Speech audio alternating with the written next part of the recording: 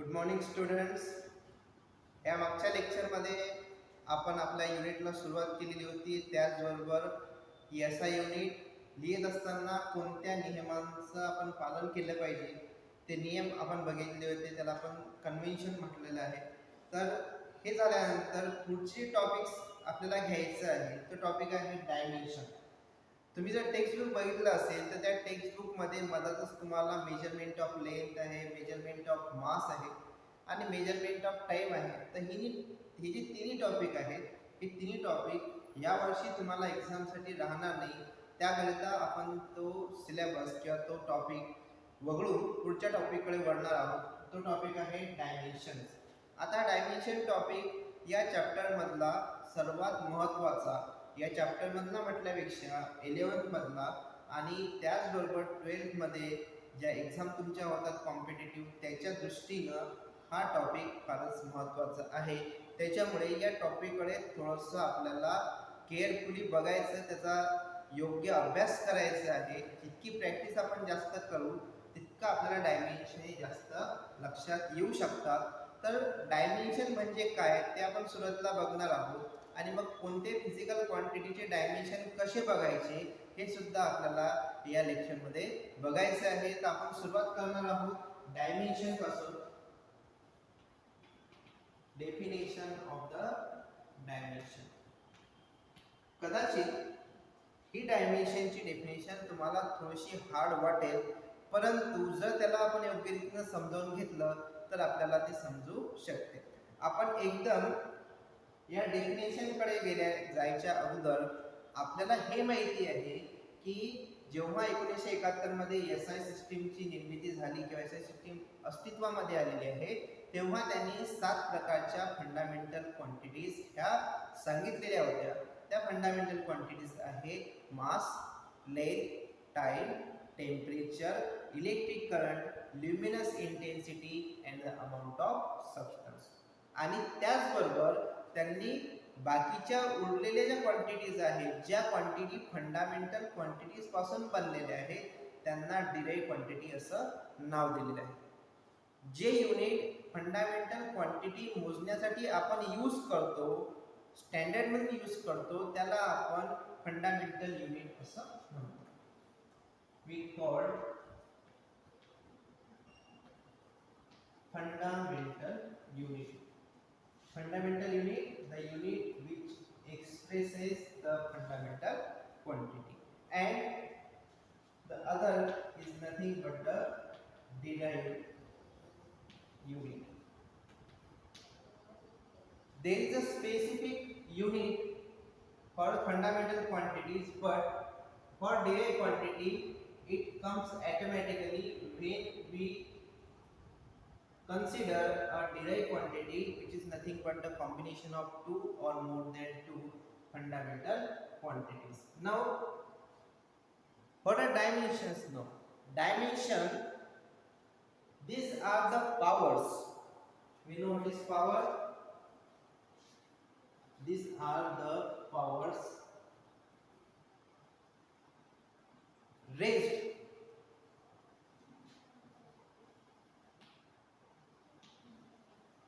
mean increase, किंवा आपल्याला त्याला उंच करायचं का जास्त वाढवायचे आहे कुठपर्यंत.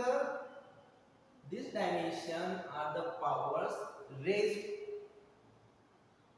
To get the fundamental or to get the unit of that quantity. एखाद्या क्वांटिटीचं युनिट आपल्याला जर मिळवायचं असेल तर त्या क्वांटिटीची किंवा त्या युनिटची पॉवर आपल्याला इन्क्रीज करावी लागते, आणि ही जी पॉवर आपण इन्क्रीज करतो अशा प्रकारच्या पॉवरला त्या फिजिकल क्वांटिटीचे डायमेन्शन्स असं म्हणतात.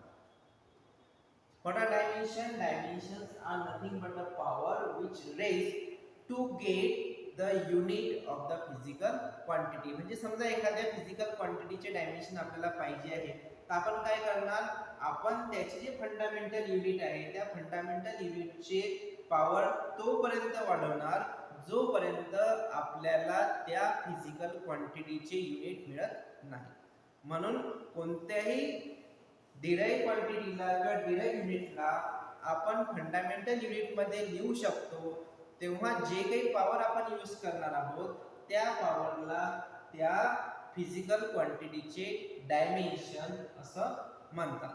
आता हे डायमेन्शन दाखवण्यासाठी फंडामेंटल क्वांटिटीजला काही अल्फाबेट दिलेले आहेत. ते अल्फाबेट आपल्याला नेहमी करता यूज करावे लागतात. ते अल्फाबेट कोणकोणते आहेत तर डायमेन्शन लिहित असताना मास डिनोट करण्यासाठी तुम्हाला कॅपिटल एम हा अल्फाबेट यूज करावा लागतो.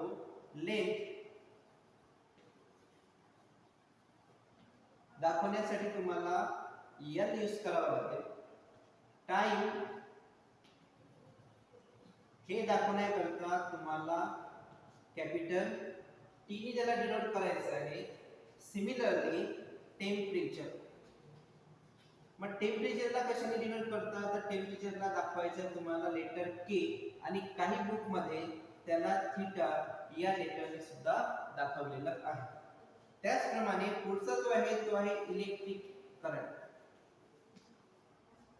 तर इलेक्ट्रिक करंट जर फिजिकल क्वांटिटी मध्ये आलेला असेल तर त्याचे डायमेन्शन आपल्याला दाखवण्यासाठी आय या लेटरचा उपयोग करायचा आहे.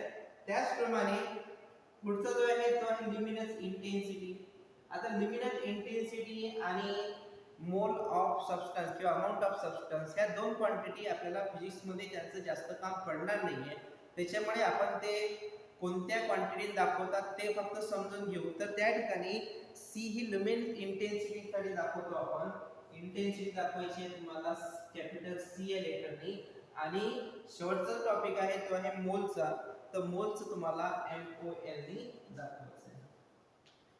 ठीक आहे. तर अशा प्रकारे कोणत्याही डिराइव्ह क्वांटिटीचे फिजिकल किंवा डायमेन्शन्स आपल्याला काढायचे असतील तर ते डायमेन्शन काढण्यासाठी आपल्याला हे जे लेटर्स दिलेले आहेत M for mass, L for length, T for time, K for temperature, I for electric current, C for the luminous intensity and mole for the amount of substance. So याचा उपयोग करून आपण कोणत्याही क्वांटिटीचे डायमेन्शन्स इझिली काढू शकतो. थोडंसं तुम्ही जर प्रॅक्टिस केली तर हे डायमेन्शन तुम्हाला अगदी सोपे जाऊ शकतात. मग समजा मला मासचे डायमेन्शन काढायचे आहे तर आपल्याला जितके काही 7 क्वांटिटीज दिलेले आहेत, 7 फंडामेंटल क्वांटिटीज दिलेले आहेत, त्या सर्वांचं जर आपल्याला डायमेन्शन काढायचे असतील तर त्याचे साधे एकदम सिंपल डायमेन्शन्स आहेत. जर आपल्याला मासचं फक्त डायमेन्शन पाहिजे आहे तर त्या मासचं डायमेन्शन तुम्हाला M1 असं लिहायचं आहे. M1 मीन्स मासचं जे युनिट आहे ते केजी आहे, किलोग्रॅम आहे. आणि या ठिकाणी किलोग्रॅमची पॉवर 1 आहे. जर ही किलोग्रॅमची पॉवर 1 आहे याचा अर्थ तुम्हाला इथं m ची पॉवर सुद्धा 1 द्यायची आहे. फॉर एक्झाम्पल एखाद्या युनिट मध्ये, एखाद्या डिराइव्ह युनिट मध्ये तुम्हाला असं आलंय की केजी चा स्क्वेअर आहे किंवा केजी चा पॉवर 2 आलेला आहे. तर अशा कंडिशन मध्ये तुमचे जे डायमेन्शन होणार आहे ते होणार आहे M2. म्हणून जोपर्यंत तुम्हाला ते युनिट मिळत नाही तोपर्यंत तुम्हाला या पॉवरला इन्क्रीज करायचं आहे. सिमिलरली लेंथला आपण जे लेटर दिलेलं आहे ते आहे L आणि तुम्हाला युनिट माहिती आहे लेंथ. जनरली त्याचं जे फंडामेंटल युनिट आहे ते आहे मीटर. या ठिकाणी मीटरची पॉवर 1 आहे म्हणून तुम्ही असं म्हणू शकता की लेंथ, फक्त लेंथ याचे डायमेन्शन आहे ते L1 अशा प्रकारे तुम्ही लिहू शकता. ओके. तर प्रत्येक ज्या ज्या तुम्हाला क्वांटिटीज किंवा फंडामेंटल क्वांटिटीज या ठिकाणी दिलेले आहेत त्या सगळ्या फंडामेंटल क्वांटिटीचे डायमेन्शन्स आपल्याला माहिती पडू शकतात. फॉर एक्झाम्पल टाइम आहे, टाइमचं जे युनिट आहे ते युनिट तुम्हाला माहिती आहे सेकंद आहे. तर सेकंद आहे या ठिकाणी s ची पॉवर 1 आहे तर मी तुम्हाला या ठिकाणी t1 अशा प्रकारे त्याला डिनोट करू शकतो. तर फॉर एक्झाम्पल टेम्परेचर आहे, टेम्परेचरचं जे युनिट आहे युनिट केल्विन आहे, फंडामेंटल युनिट. मग त्याला मी कशा प्रकारे डिनोट करणार, हे केल्विन आहे त्याला कशा प्रकारे डिनोट करणार आहे एक तर त्याला के नी डिनोट करू शकतो किंवा आपण त्याला थिटानी डिनोट करू शकतो. तर आपण इथे लिहिणार आहे के चा पॉवर 1. जर इथं के स्क्वेअर आला असेल एखाद्या डेराइव्ह युनिटमध्ये, डेराइव्ह क्वांटिटीच्या युनिटमध्ये जर तुम्हाला के स्क्वेअर असा आला असेल, टेम्परेचरचा स्क्वेअर आला असेल, केल्विनचा स्क्वेअर आहे, तेव्हा तुम्हाला इथं तीच पॉवर द्यायची. जी पॉवर तुमच्या युनिटमध्ये आहे तीच पॉवर तुम्हाला इथं द्यावी लागते. तर अशा प्रकारे हे ज्या 7 फंडामेंटल क्वांटिटीज आहेत त्या 7 फंडामेंटल क्वांटिटीचे डायमेन्शन अगदी इझी आहे. मासचं m1 आहे, लेंथचं l1 आहे, टाइमचं t1 आहे, टेम्परेचरचं k1 आहे. सिमिलरली इलेक्ट्रिक करंटचं i1 होणार, त्याचप्रमाणे ल्युमिनस इंटेन्सिटी आहे त्याचं c1 होणार आणि अमाऊंट ऑफ सबस्टन्स आहे त्याचं मोल 1 होणार. तर अशा प्रकारे आपण प्रत्येक फिजिकल किंवा फंडामेंटल क्वांटिटीला अशा प्रकारे डायमेन्शन त्याचे लिहू शकतो. ठीक आहे. या ठिकाणी जेव्हा एकापेक्षा जास्त फिजिकल क्वांटिटी सोबत येतात किंवा एकापेक्षा जास्त युनिट जमा होतात म्हणजे त्या ठिकाणी फंडामेंटल युनिट पासून डिराइव्ह युनिट बनते, तेव्हा आपल्याला त्याचे मिक्स डायमेन्शन लिहावे लागतात ज्याच्यामध्ये M L T K I हे सर्व क्वांटिटीज हे सर्व डायमेन्शन्स असू शकतात. अशा प्रकारच्या इक्वेशनला डायमेन्शनल इक्वेशन असं म्हणतात. ओके. तर म्हणजे डायमेन्शन, तर डायमेन्शन दाखवण्यासाठी अशा प्रकारच्या लेटर्सचा उपयोग आपल्याला याच्यानंतर करायचा आहे. आणि हा उपयोग करत असताना तुम्हाला हे लक्षात ठेवायचं की जर त्या क्वांटिटीचं युनिट तुम्हाला दिलेलं आहे तर त्या युनिट वरून तुम्हाला त्याचे डायमेन्शन इझिली काढता येऊ शकतात. मग कसे काढणार त्याचं आपण एखादं एक्झाम्पल बघू. बघा,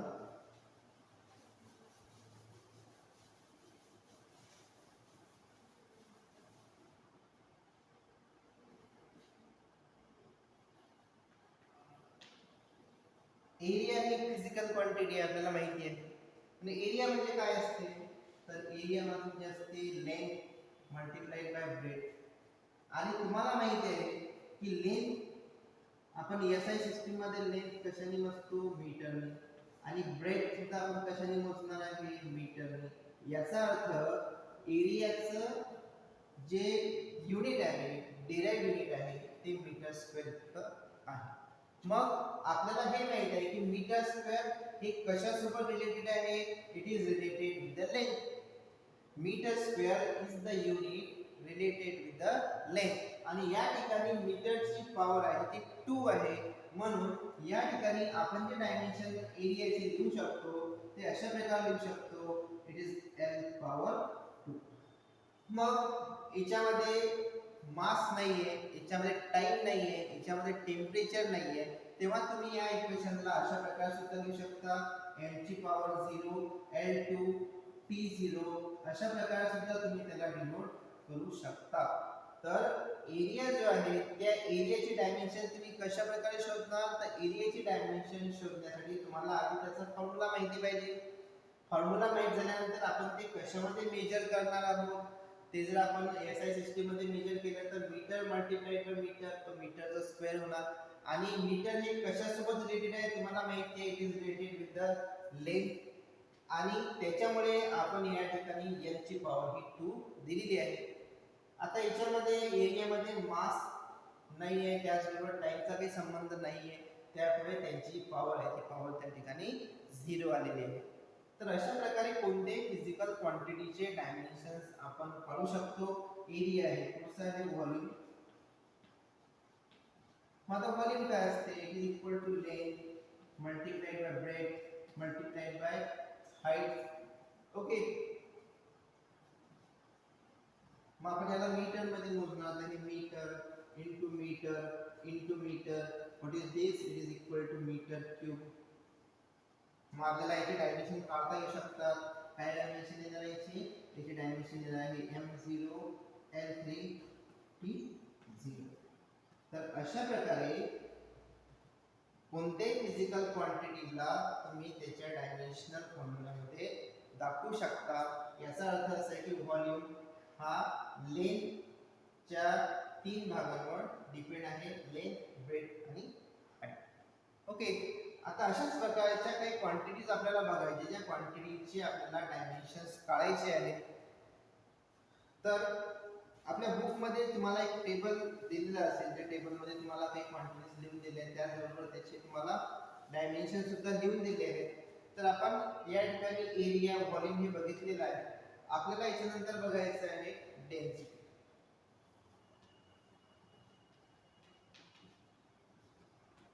What is density? Density is nothing but the mass divided by volume. Density is equal to mass divided by volume. मास याचं युनिट मला माहिती आहे. मासचं जे युनिट आहे ते आहे केजी, किलोग्रॅम. आणि ही असं आहे ते हे पण एसआय मध्ये लिहावं लागेल. म्हणून व्हॉल्यूमचं जे युनिट आपण आताच काढलेलं आहे ते आहे मीटर. इथं आपण लिहिणार आहे मीटर. ओके, मग आपल्याला याचे डायमेन्शन्स काढायचे आहेत. ते डायमेन्शन काढत असताना इथं तुम्हाला माहिती आहे केजी ची पॉवर 1 आहे. जर दिलेली नाही याचा अर्थ ती 1 आहे. मग KG is related with what? Mass. आणि मास साठी आपण कोणतं लेटर यूज करणार आहोत? Capital M. म्हणजे ते एम ची पॉवर किती येणार? 1. आणि डिवाइडेड बाय हा मीटर क्यूब आहे. हा मीटर क्यूब आहे, याचा अर्थ हा कशासोबत रिलेटेड आहे? लेंथ सोबत रिलेटेड आहे. आणि त्याचे डायमेन्शन आपल्याला माहित आहे L3 आहे. तर मी इथं काय लिहिणार आहे? It is L3. तर आपण याला अशा प्रकारे लिहू शकतो M1 L-3 आणि टाइम नाही म्हणून आपण त्याला T0 अशा प्रकारे लिहिणार. जनरली लिहिण्याची जी पद्धत आहे त्याच्यामध्ये तुम्हाला 3 म्हणजे मास, लेंथ आणि टाइम हे 3 क्वांटिटीज तुम्हाला दाखवाव्या लागतात. तर M1 L-3 T0 हे या डेन्सिटीचे डायमेन्शन्स आहेत. ओके, नाउ आता आपल्याला पुढचं बघायचं आहे. पुढची जी क्वांटिटी आहे ती आहे velocity. What is velocity? Velocity, it is nothing but the distance divided by time. मग तुम्हाला डिस्टन्स चं युनिट माहिती आहे. जर डिस्टन्स आपण मीटर मध्ये मोजणार आणि टाइम कशामध्ये मोजणार आहे आपण? सेकंड मध्ये. मग असं जर असेल तर मीटर कशासोबत रिलेटेड आहे? It is related with the length. आणि इथं पॉवर किती दिली आहे दोघांची पण? 1 आणि 1 दिली आहे. मग तुम्ही इथं काय लिहिणार आहे? इथं तुम्हाला लिहायचं आहे हा L1 आणि खाली तुम्हाला लिहायचं आहे T1. तर त्याला तुम्ही अशा प्रकारे लिहू शकता. M नाही याच्यामध्ये इक्वेशन मध्ये, म्हणून काय लिहायचं? M0 L1 आणि हा जो T आहे T1 आहे हा खाली आहे, छेदामध्ये आहे, त्याला अंशामध्ये आणायचं. ते अंशामध्ये आल्यानंतर T जी पॉवर आहे ती +1 च्या बदली -1 होऊन जाईल. म्हणून हे जे डायमेन्शन्स आलेले आहेत these are the dimensions for velocity. Now next one is acceleration. What is acceleration? Acceleration is nothing but velocity